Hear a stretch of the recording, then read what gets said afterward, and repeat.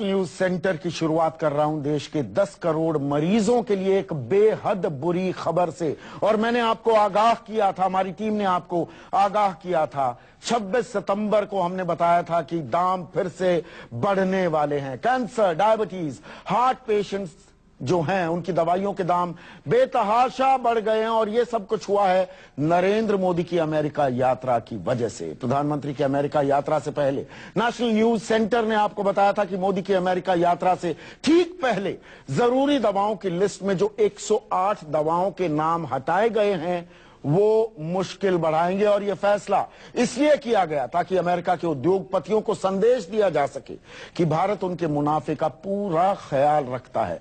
अभी शायद हमारी ये बात आपको याद ना आ रही होगी, शायद थोड़ा कम समझ में आ रही होगी, पर यह रिपोर्ट देखिए, पूरा मामला शीशे की तरह साफ हो जाएगा। नरेंद्र मोदी की अमेरिका यात्रा के दौरान 29 तारीख को आपने अपने अपने टीवी सेट पर ये तस्वीरें जरूर देखी होंगी। मोदी जी अमेरिका के बड़ी कंपनियों के सीईओ के साथ नाश्ता कर रहे हैं। आपने देखा होगा टीवी चैनलों के जाने माने पत्रकार और एंकर चिल्ला चिल्ला कर आपको ये बता रहे थे कि प्रधानमंत्री मोदी से मिलने के लिए जानी मानी कंपनियों के सीईओ भागे भागे आए।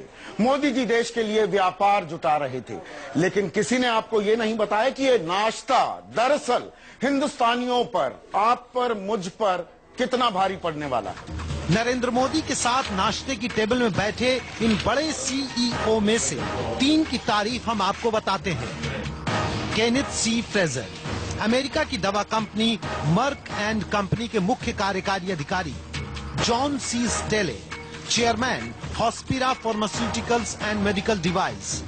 David W McLennan, president Cargill food health and pharmaceuticals company.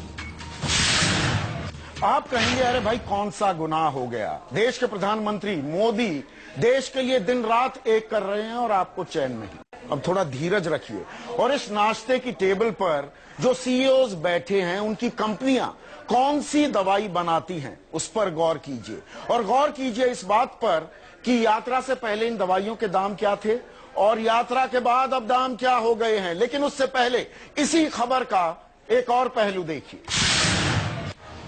अगर हम कैंसर की बात करें, ब्लड प्रेशर की बात करें, कोलेस्ट्रॉल की बात करें, डायबिटीज, टीबी, इन सब का इलाज करने वाली जो दवाइयां हैं। 26 सितंबर की रात को हमने आपको नेशनल न्यूज सेंटर में खबर दिखाई थी कि दवाई के दाम तय करने वाली संस्था राष्ट्रीय औषधि मूल्य निर्धारण प्राधिकरण NPPA ने 108 दवाइयों को आवश्यक दवाइयों की सूची से निकाल दिया है।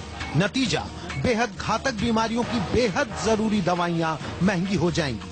इन जरूरी दवाइयों के दाम अब सरकार तय नहीं करेगी, बल्कि दवा कंपनी अपनी मर्जी और मुनाफे के आधार पर तय करने लगी।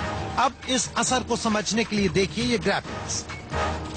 कैंसर की दवा गेफ्टिनेट जो पहले 5,900 की थी अब 11,500 की हो गई है। कैंसर की ही दवा ग्लेविक पहले 8,500 की थी, वो अब 1,08,000 रुपए की हो गई है। इसी तरह ब्लड प्रेशर की दवाई कार्डिक 5 mg पहले 92 रुपए की थी, अब 128 रुपए की हो गई है। प्लेविक्स पहले 147 की थी, अब 1,615 रुपए की हो गई है। एंटीबायोटिक मॉक्सिसिप 400 पहले 250 की थी, अब 399 रुपए की हो गई है। टेरिबिड 200 पहले 34 रुपए की थी, अब 173 रुपए की हो गई है।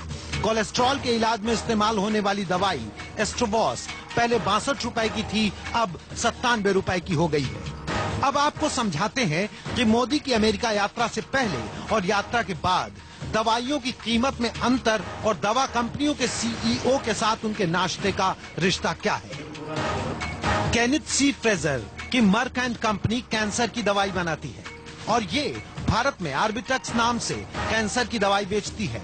जॉन सी स्टेले की company Hospira pharmaceuticals and medical device Bharat की कंपनी कैडिला हेल्थ केयर के साथ मिलकर काम करती है। ये कंपनी भी कैंसर की दवाई साइटोटॉक्सिक बनाती है। David W McLennan, president Cargill food health and pharmaceuticals company, इनकी कंपनी कीटनाशक जेनेटिकली मॉडिफाइड बीजों की दुनिया में सबसे आगे है, जिसे लेकर पिछली सरकार में काफी विवाद रहा है। अब तस्वीर साफ हो गई होगी कि नाश्ते की टेबल पर मोदी जी ने दवा की कंपनियों को क्या संदेश दिया और भारत में निवेश के लिए उचित माहौल की क्या तस्वीर दिखाई होगी। यह भी बात आपको समझ में आ गई होगी कि खबर वो नहीं होती जो तस्वीरों में दिखती है, खबर वो है जो हम आपको बताते हैं तस्वीरों के नीचे से निकालकर।